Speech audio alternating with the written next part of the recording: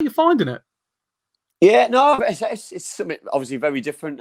We started our championship show at Ace Podcast Nation at the start of the season, and I think lockdown, to be honest, has been the best thing since has happened to the show, because it gives us a bit of time to focus on something and just to talk about just normal, I think older football, and I think a generation of football and things, and something that we enjoy talking about, and because, as I say, coronavirus can just go to another level for me, and you know what I mean, and we can start to talk about what we all love and what we enjoy, and if that's future football to whatever level it is. But I think reminisce about old football, you know what I mean, you just can't beat it, really. Yeah, there's very much a nostalgia feeling with old football, like when Euro 96 has been on and it's still drawing in viewers. Well, it's Guy Mowbray. Guy's been my hero all the way through lockdown, because he's done old FA Cup games. He's done old games. What did I watch the other day? Liverpool against Arsenal, the last game of the season at Anfield, where Arsenal beat them 2-0, and Mickey Thomas scored their last-minute winner. And it's the kind of football that I was brought up on with my dad, and it obviously still plays a huge role. It's like the music you brought up on, isn't it, as a kid, that you always remember the words and you always remember the memories, and it's just exactly it never goes away, really. Never goes away. Well, it's that thing of like, I was doing this at this. I always remember me and you are of similar ages. So Euro 96, I was in my teenage years, and it was just like football was amazing. And you're watching it again. Yeah. I watched the Gaza at the golden goal, and my heart was still in my mouth thinking he was going to do it. It was like 20 odd years back.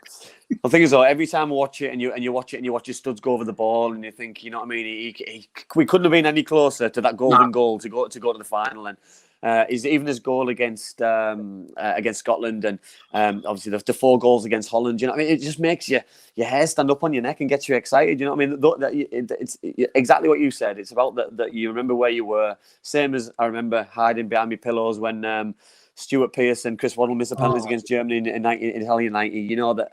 And you know, they haunt you, those memories. But at the same time, I'm so glad that I got the opportunity to watch it, because it's just makes you realise that football was, even still, but was an amazing thing, and has had a huge impact on all our lives.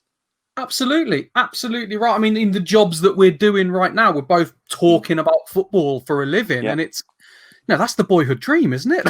Well, of course. And the thing is, though, I think football's played all over the world. It's, you know what I mean, it's a game for everybody at every level, and everyone's got their own memories, their own opinion of it, really. And I think that what makes it even more special, that not two people's opinions are the same on players, games, and it's just a great talking point. And you know, man, I just hope we can get back to that point, you know, and have supporters, because supporters, for me, and I've said all along, football's nothing without supporters. And you know what I mean? Imagine the goals that you put on the video there. Imagine my goals without people being there, being able to watch. It wouldn't have been the same. And the Cardiff goal in the playoffs. Imagine that silent.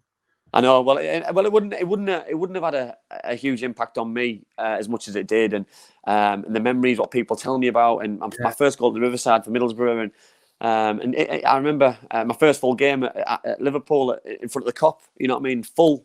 For Ian Rush's last game, imagine that with no fans. It just wouldn't have been as special as it was. So, you know what I mean, fans have played a bigger role than I ever thought, looking back in my career.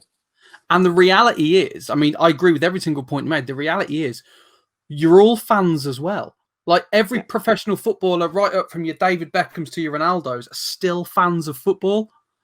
And that's what unites us all. That's what we've all got in common. We're all fans of good football. Yeah, and I think that's the good thing, you know what I mean? Regardless who we support, who our favourite player is, where we live, that we're united by one thing, and that's football, and we all want football back. But we also relive great memories, you know what I mean? There's heartache from all our football clubs from years gone by. There's also some good memories as well, and you know what I mean? If it wasn't for those heartaches, you know what I mean? You wouldn't appreciate the good times, and vice versa. And I think that's just the joys of being a football fan, because you know what I mean. Yes, you take Man City. Yes, they've got all this money and they're in the Champions League and they've won titles, but they were in League One not so long ago. You know what I mean? And they nearly didn't get past Gillingham in the playoffs. So you know, I mean, I look back that far, and it's just a memory of being a football fan.